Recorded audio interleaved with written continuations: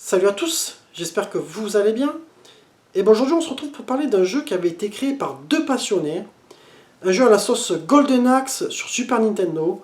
Il s'agit bien donc de Legend. Et on voit ça tout de suite après le générique.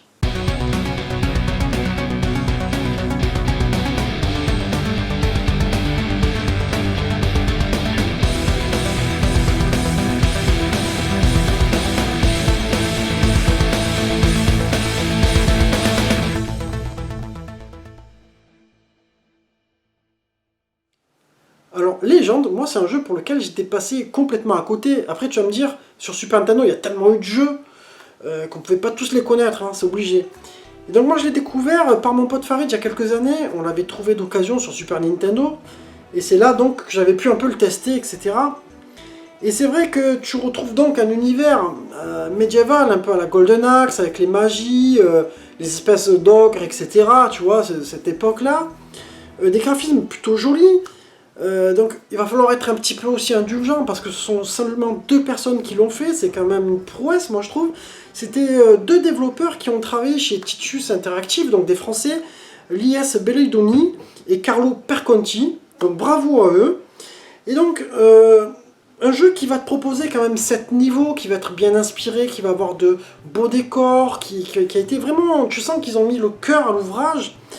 Alors malgré quelques petits trucs moi qui me gonflent un peu, c'est que par exemple si tu arrives à la fin de ton stage et tu te bats contre le boss et puis malheureusement tu meurs contre lui, même si tu as un continu tu recommences tout le niveau. Et ça je trouve que ça a été par contre un gros point noir de ce jeu, ce qui est bien dommage parce que du coup ça m'a un peu cassé le gameplay parce qu'il n'est pas facile en plus, hein, franchement je vous l'avoue.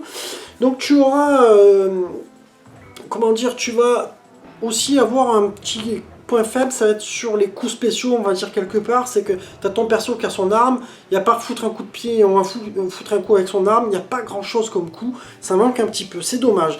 Mais je vais te proposer de passer directement au test, comme ça je vais t'approfondir un peu tous les points, et on va voir ça. Alors, il faut savoir quand même qu'il a eu, comment dire, un accueil assez mitigé. C'est vrai qu'à l'époque on n'en avait rien à foutre de savoir si c'était deux jeunes passionnés qui l'avaient créé, ou si c'était Capcom, ou si c'était Konami ou pas, tu vois ce que je veux te dire? Enfin si, comment dire, si ça avait été Konami ou Capcom, forcément, on les attendait encore plus au tournant. Mais je veux dire, on n'était pas, là on est en 93-94, donc on n'était pas, si tu veux, forcément au courant de tout ça. Alors, graphiquement, moi j'ai trouvé que il était plutôt beau et coloré. Les décors sont bien imaginés, il y a une belle imagination, même au niveau des personnages, au niveau des ennemis, etc. Je trouve que tu sens qu'il y a eu un travail de recherche, c'est bien dessiné, etc.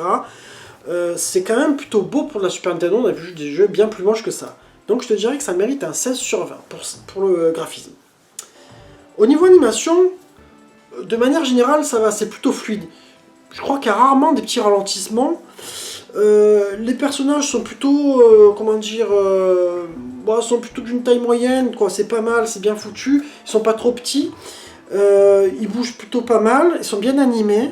Donc je dirais que c'est quand même, pour un travail de passionné, c'est quand même plutôt réussi. Ça mérite quand même un 16 sur 20 pour l'animation. Au niveau de la jouabilité, en fait, elle va être très facile, hein. Vraiment, elle va être très facile, hein. Tu vas pas te prendre la tête, hein. En même temps, il n'y a pas 30 boutons ou quoi.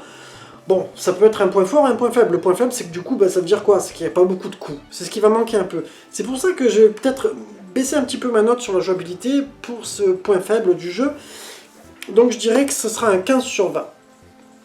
Parce qu'à un moment donné, si tu fais toujours la même chose, ça te gonfle, tu vois, si tu appuies toujours que sur un bouton, etc. Tu vois, on a besoin d'avoir plusieurs manips.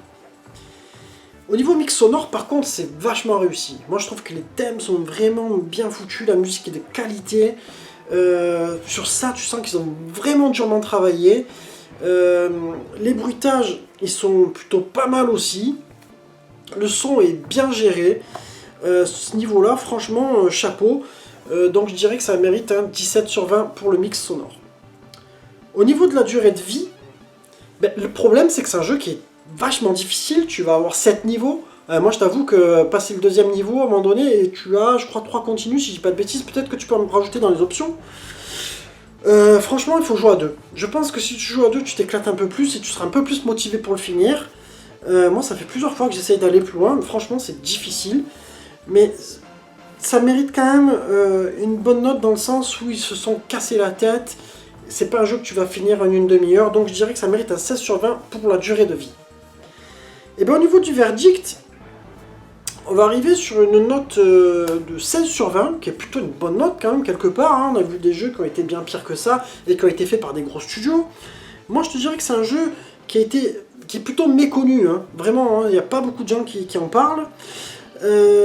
Qui quand même peut se comparer, franchement ça peut se comparer quand même à la série des Golden Axe, hein, ça n'a pas à rougir, enfin genre c'est franchement, quand tu penses que c'est deux personnes qui ont fait ça, franchement ils ont dû galérer, hein, et aussi trouver le budget, parce que là on n'est pas en 2020 comme tous les gens qui sortent des jeux aujourd'hui, je pense qu'à l'époque ça devait coûter quand même du pognon, donc c'est quand même un jeu que je vous invite à tester. Moi je dirais il faut quand même être fier parce qu'il n'y en a pas beaucoup, surtout sur Super Nintendo. Voilà, on arrive sur la fin de cette vidéo. J'espère qu'elle vous aura plu. N'hésitez pas à liker, partager, commenter. Je vais vous laisser quelques extraits en plein écran, comme ça vous entendrez ces beaux thèmes musicaux qui sont franchement pas mal du tout, et voir ces beaux petits graphismes avec des petits effets, tu vois, de temps en temps de brume qui sont bien foutus. Enfin, je vous embrasse tous et je vous dis à très bientôt les amis. Ciao ciao.